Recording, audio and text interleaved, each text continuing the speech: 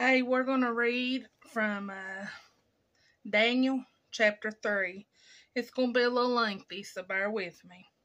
It says, Nebuchadnezzar the king made an image of gold, whose height was 60 cubits, and the breadth thereof 6 cubits. He set it up in the plain of Dura, in the province of Babylon. Then Nebuchadnezzar the king sent together the princes, the governors, and the captains, the judges, the treasurers, the counselors, the sheriffs, and all the rulers of the provinces to come to the dedication of the image which Nebuchadnezzar the king had set up. Then the princes, the governors, and captains, the judges, the treasurers, the counselors, the sheriffs, and all the rulers of the provinces were gathered together unto the dedication of the image that Nebuchadnezzar the king had set up.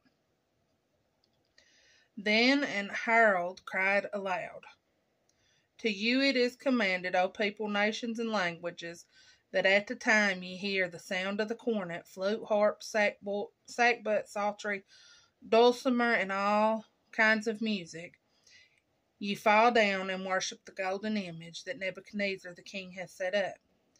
And whoso falleth not down and worshippeth shall the same hour be cast into the midst of a burning fiery furnace. Therefore, at the time when all the people heard the sound of the cornet, flute, harp, sackbut, psaltery, and all kinds of music, all people, the nations, and the languages fell down and worshipped the golden image that Nebuchadnezzar the king had set up.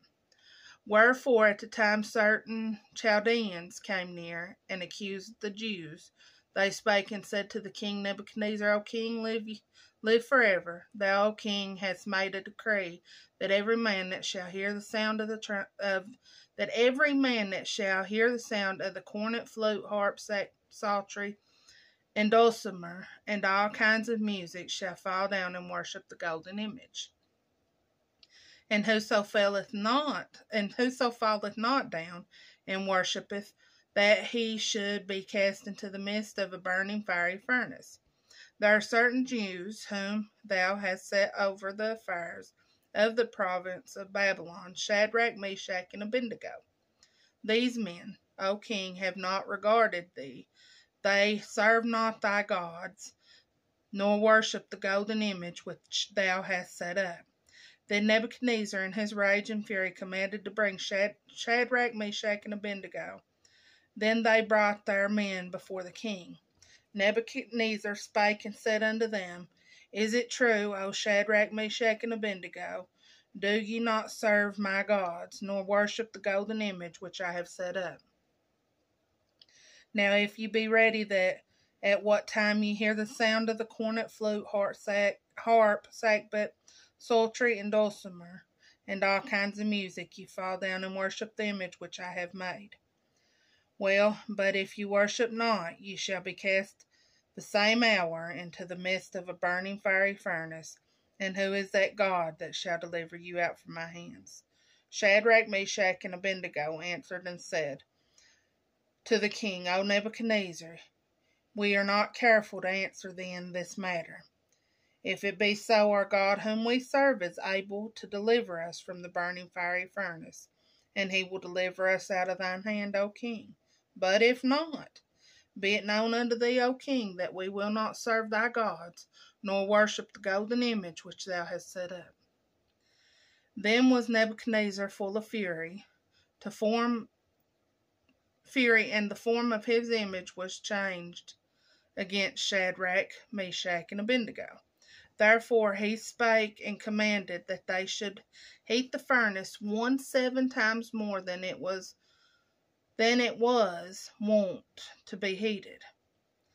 And he commanded the most mighty men that were in his army to bind Shadrach, Meshach, and Abednego, and to cast them into the burning fiery furnace. These men were bound in their coats, their hosen, and their hats, and their other garments, and were cast into the midst of the burning fiery furnace.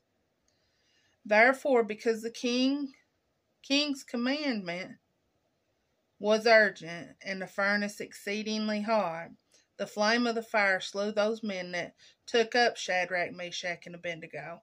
And these 3 men, Shadrach, Meshach, and Abednego, fell down bound into the midst of the burning fiery furnace.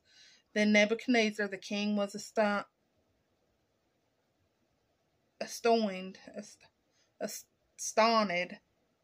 and rose up in haste, and spake and said unto the counselors, Did not we cast 3 men bound into the midst of the fire? They answered and said unto the king, True, O king. He answered and said, Lo, I see 4 men loose, walking in the midst of the fire, and they have no hurt, and the form of the 4th is like the Son of God. Then Nebuchadnezzar came near to the mouth of the burning fiery furnace, and spake, and said, Shadrach, Meshach, and Abednego, ye servants of the Most High God, come forth and come hither. Then Shadrach, Meshach, and Abednego came forth in the midst of the fire. And the princes, governors, and captains, and the king's counselors, being gathered together, saw these men, upon whose bodies the fire had no power, nor was a hair on their heads singed, neither were their coats changed, nor the smell of fire had passed on them. Then Nebuchadnezzar spake and said, Blessed be the God of Shadrach, Meshach, and Abednego, who hath sent his angel and delivered his servants that trusted in him, and have changed the king's word, and yielded their bodies, that they might serve nor worship any god except their own God. Therefore I make a decree, that every people, nation, and language, which speak anything amiss against the God of Shadrach, Meshach, and Abednego, shall be cut in pieces, and their houses shall be made of dunghill, because there is no other God that can deliver after this sort. Then the king promoted Shadrach, Meshach, and Abednego in the province of Babylon.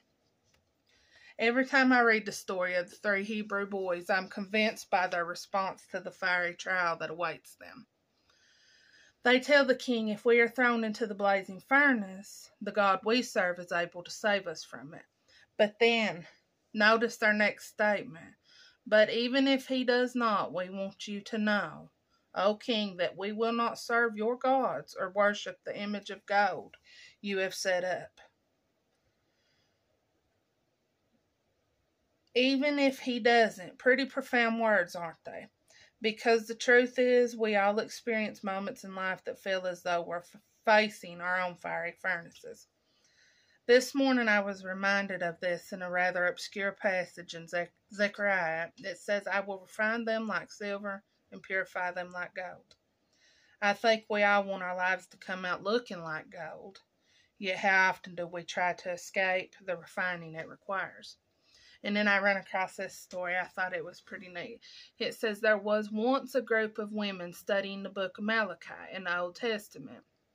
As they were studying chapter 3, they came across verse 3, which says, He will sit us as a refiner and purifier of silver.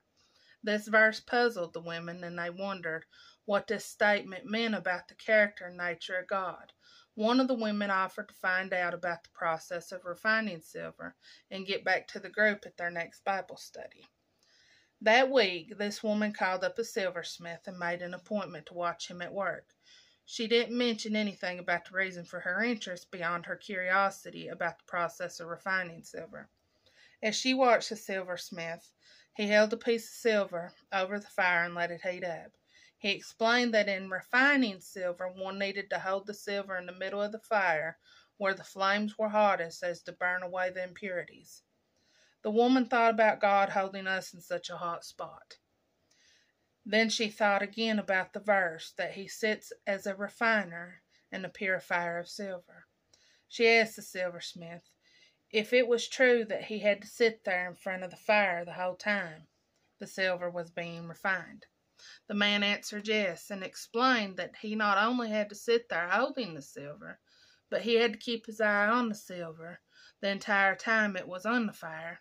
If the silver was left even a moment too long in the flames, it would be damaged.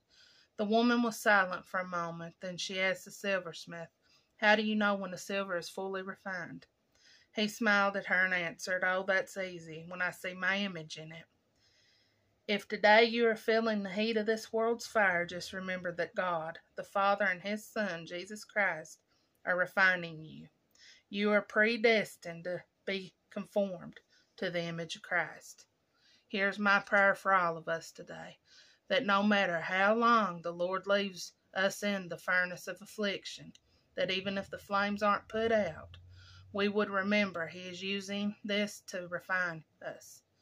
The God of the whole universe is standing through it right beside us, and in the end, we will come out as gold.